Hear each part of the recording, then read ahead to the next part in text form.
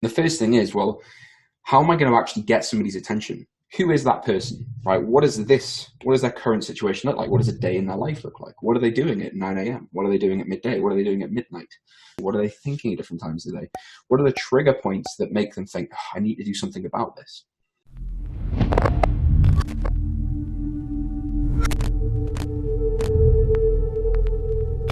Hey, welcome to part 2 of this video. If you haven't yet seen part 1, you'll probably need to watch that for any of this to make sense. There's a link below to go and watch that. Basically, this is a short mini series on the topic of how to get online personal training clients. A lot of people search for that online. We get asked about it a lot. And I wanted to have a series that we could refer to, honestly, that just explains the basics from the ground up. And so in the last video, I spoke about this kind of 4-phase model where we go from getting attention to engaging people who we have their attention, converting those people who've engaged into customers, and then following up those people who don't purchase or buy from us in the first instance. And in this video, I'm going to talk about the first stage of this, which is getting attention in what is becoming an ever increasingly crowded online market, right? So one scroll through social media, one scroll through Instagram, and you'll realize there's probably quite a few people trying to do this. And pretty much any market you go in these days, online especially, where the barriers to entry are fairly low, where pretty much anybody can set up a website, start running an ad and try and get attention, clicks to a landing page and start collecting email addresses. There's going to be a lot of attention. The thing that distinguishes the people who are doing this in 5 years' time and the people who are only able to operate for a couple of weeks or months are the people that I suppose focus on the stuff that isn't necessarily that exciting, the stuff that no one really wants to do because it isn't the shiny, fun buttons that you press to build funnels and start ads. It's the work that happens prior to all of that, right? It's the research and deciding where am I going to go before I actually press start on any of the software and the tech. And the first thing is, well, how am I going to actually get somebody's attention? And the way I like to think about it, because this is actually what happens, right, is really someone who is your target customer, someone you may work with a lot offline now, is sat doing something passively, usually like watching TV, or they're on a commute on the way home or whatever, and they happen to be scrolling through social media, Instagram, Facebook, or watching a video on YouTube, or reading an article on Google, whatever it is, and you pop up somehow, okay, through an ad or through someone shared your post or something like that. But for the sake of this, for the most part, we'll be talking about just a post appearing on a newsfeed, okay? That's the simplest way to think about it. You have a couple of seconds to get their attention. And a lot of people think that if you go after a niche, so if you target men or women of a certain age who work in a certain industry, who have certain likes and interests, we're reducing the competition. But the reality is, if that's me, okay, and I exist in this market, which might be, I don't know, people who like MyFitnessPal on Facebook, right? I probably also exist in lots of other markets, other interests, okay? So in other words, there's lots of people still going for my attention. I exist in the market that you're trying to go after, but I also exist in broader markets. And really, it doesn't matter how specific the niche is, there's going to be competition, okay? There's going to be lots of other advertisers offering similar services, competitor services to the same person. And we have a couple of seconds to basically explain why we're different.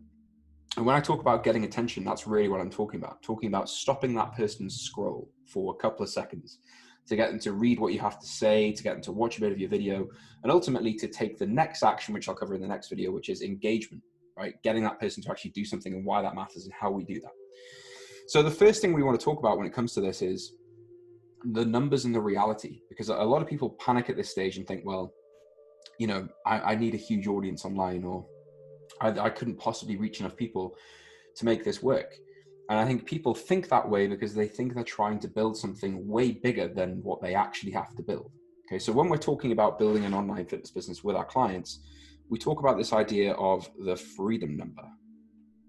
You probably heard that mentioned before. I think originally it goes back to the 4-Hour Workweek in Tim Ferriss. But the way we think of that is basically where offline income becomes matched by your online income. And the reason why we care about that is really, it doesn't matter how ambitious your goals are for this business you're building. If you don't get it to the point where you can stop doing everything else and just focus on this full time, you're probably never going to be able to build it to more ambitious levels. Okay, at some point it has to become a full-time focus for you.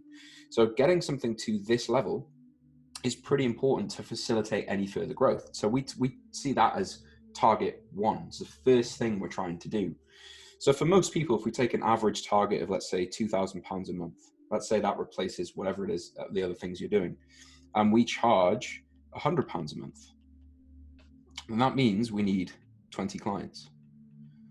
And if we assume we have a way, which I'll talk about in other videos, of converting attention at, let's say, 5%, we can work out how much attention we need, how many leads we need, and then how many people we need to reach, right? And obviously that number might be 3%, 1%, 5%, 10%, doesn't really matter. But the point is you can reverse engineer it, and it doesn't end up being audiences of millions and millions of people. Okay, we're talking fairly small numbers here.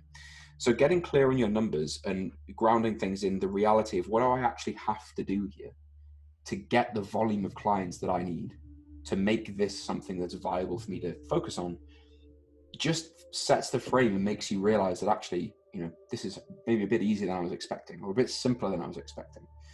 So let's say we're going after, ultimately, we're trying to get the attention of 20 people. Ultimately, we're going to get the attention of other people in the process, but we're trying to grab the attention and ultimately move to the point of the customer, 20 people. Okay, so how do we do that? Well, it's very important that we know who that is, right? But more importantly, what is it that they actually want? So in the last video, I spoke about this idea of going from point A to point B. You may remember it. Okay, so someone is going from the point where they're at now to where they want to get to, right? They're going from their current situation to their desired situation, and they're trying to get there using something already. So they're in the vehicle. It's my terrible card drawing again. They're in a vehicle trying to do that themselves already. Okay, that's what they're doing.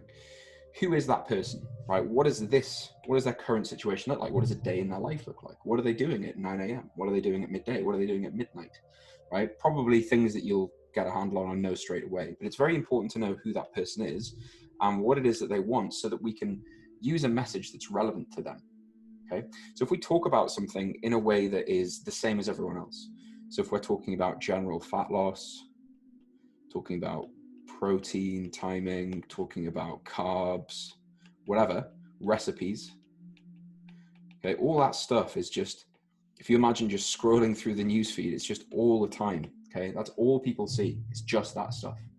So you have to say something slightly different.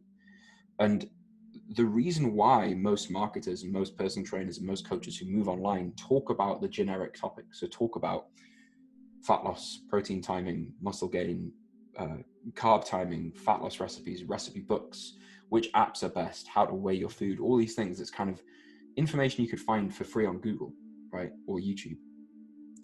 The reason they do that is they haven't taken the time to really sit and think about, like, what is it that this person's actually wanting, and why are they not just already doing it themselves? Okay, because if I knew how to get from point A to point B myself, and I had access to a way that was sustainable and simple and easy and didn't cause me to sort of do 2 weeks of progress or make 2 weeks of progress and then regress again, I would already be at my desired endpoint. So I have these patterns of thinking, these thought processes, these beliefs that are kind of keeping me stuck in one place, right? They're keeping me thinking and doing things that keep me here, right? I believe that I have to have a low carb diet, right? And it's insulin. I apologize for how bad my handwriting is, right? I think it's insulin, or maybe I think it's cardio, or variations of that, right? And those things are what's keeping me from making progress to begin with. So if I just talk to someone about the general theory and I don't address these belief patterns and help them rebuild belief patterns that may be more helpful. So I know you're doing the following things. I know that you think about it in this way. I know you've probably tried these things. Let me sort of gently educate you as to why I used to think that way and why I now think a different way, okay? Guide someone through the same journey you've been through by just speaking to them where they're at. And oftentimes that doesn't look like just generic teaching. It doesn't look like digging into someone's pain points, but it all starts with this, being very clear on this and who this person is and what is it that they want and what does their 9 to 5 job look like? What are they doing at different times of the day? What are they thinking at different times of the day? What are the trigger points that make them think, I need to do something about this? Okay, the more you know about the person you're trying to reach, the more you understand where they are in terms of their psychology, their physical location, what they're thinking, what they're doing, the better the chance you have of putting a message out there to just grab their attention that resonates with them. And what we're trying to do is make someone think like, wow, they've legitimately read my mind, right? I think that way. That's me. And so really when it comes down to it, that is how we go about getting attention. It sounds very simple, and there isn't that much more to say about this stuff. It's basically trying to be different in a market that's very crowded. Is not a case of going after a specific niche because no one else is doing it. Okay, there's not really such a thing as an untapped market at this point in the fitness industry. Most people who are relevant to people like us, coaches, most people who would buy a fitness program are being marketed to already, right? So how do we stand out to them? We do a little bit more research about that person specifically. So while all these big brands are selling generic products that could be bought by anybody, we are talking to this one person and where they're at in their journey, from their point A to their point B, and the things they're trying, the belief patterns that they have. And that allows you to craft something, just even a bit of text or a video or an image that someone sees for a couple of seconds and suddenly it stands out to them. And the best example of this, if you want to see this in action, next time you're on like public transport or sat behind a friend or whatever, you're watching your friend, family member, whatever, on social media, watch what they do as they're scrolling through. And again, it's literally rapid flicks through the feed, stopping for a couple of seconds on things that grab their attention, things that seem relevant to them. And that relevance might be products that they've seen before, might be things that they're interested in, might be brands that they recognize or people that they recognize. So we have to create that kind of resonance. And the way that we do that is by really understanding the type of person that we work with.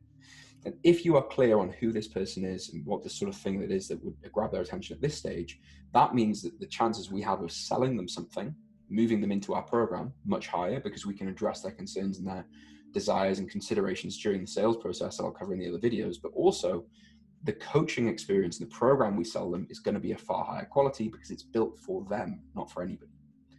All right, so hopefully this helps. If you would like to see how this works more formally, obviously this is just a couple of minutes on a video designed to just educate you on the concepts generally. If you want to learn the specifics of how this fits together, you can click the link below in the bio and you can get access to a training, which is basically our entire business model for free. Okay, there's no charge, there's no catch. You don't have to opt in to watch a fake webinar at a specific time. It's literally just a video on a page you can watch as many times as you want.